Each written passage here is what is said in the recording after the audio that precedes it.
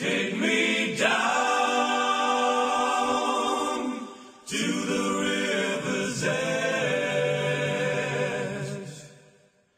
Take me down to the river's edge. Cleanse my soul in healing waters.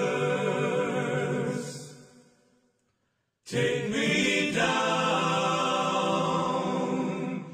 to the river's edge. Do you ever get that feeling that your best intentions have produced outcomes that you neither desired nor expected? I sometimes get that feeling with respect to Brock Lawley. When I look at his channel stats, which I freely admit can be difficult to properly interpret, I can't help but feel as though we YouTube atheists may have given this guy a bit of a leg up that he simply doesn't deserve. Then again, half his luck. You get it any way you can, I suppose. Perhaps in the midst of his exercises in trying to present atheism as the worst thing since unsliced bread, Brock might take a moment to pause and give thanks to the atheist community for their assistance in his endeavours. But the most interesting thing about his channel stats is actually the number of videos he's watched. Anyway, that snippet of trivia aside, let me dig that hole of unintended consequences a little deeper by looking at his latest sacrificial offering to the god of the absurd. Today's atheists, with tongues like trumpets, claim to march in a purely scientific parade. They use the shield of what they claim is unbiased science to dodge all theist arrows, legitimate or otherwise. Ladies and gentlemen, at the center ring of this atheist circus is the argument that science refutes all religious ideas and nullifies all need for a creator. However, recently, despite all the huff and puff to the contrary, atheists seem to be losing their purely scientific confidence. A clear sign that this pure science balloon is losing hot air can be found when you look at the public advertisements coming from this supposed non-religion of atheism. Appearing on billboards and public buses from London to Liverpool, Cali to New York, baby, the atheists are advertising. Now, what purely scientific message do they choose to share with these proselytizing posters? Proselytizing posters? Proselytizing posters? Well, here's one. There's probably no God, so stop worrying and enjoy your life.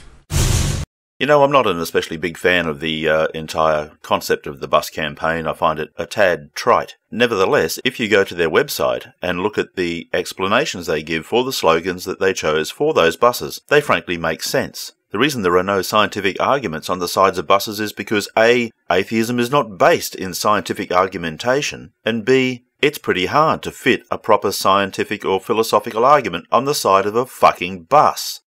Here's another morsel of scientific brilliance. Why believe in God? Just be good for goodness sake. You know, Brock, I can only assume that the pressure of recent events has kind of got to you a little bit because you've descended into a level of juvenility that is bad even for you. It's actually kind of embarrassing to watch it unfold. I mean, do you honestly think you made some kind of point there? I'm sorry, but you kind of didn't. And then there's the legendary scientific mind of John Lennon. Imagine no religion. You know what? I think I'll just let that piece of non-responsive, non-sequitur idiocy stand on its own merits because it's pretty much self-indicting. Now, what's interesting to note is how scientifically void all these atheistic banners are. No, Brock, that's nowhere near as fascinating as the fact that you are able to be an irremediable lying sack of shit and do it with a straight face. That can only mean one of two things, or perhaps one of three things. You really are this ignorant and stupid, you're a hell of an actor, or you suffer some form of pathology. I mean, we see nothing about how God fails the supposed scientific litmus test. The what? Scientific litmus test. Scientific litmus test. Scientific litmus test. You know, one could excuse that as a slip of the tongue if not for the serious and deliberate way that you delivered it. Brock, atheists don't need slogans on buses declaring how God fails to pass the scientific litmus test. They have you for that. So you might be asking yourself, why has this nationally organized, well-financed worldview of religion put the brakes on the purely science mantra? Well, for that answer, you'll have to watch my next video. Take it to the bank. Well, I for one can't wait for that video, Brock. Let's see if you manage to pass that scientific litmus test. See you then.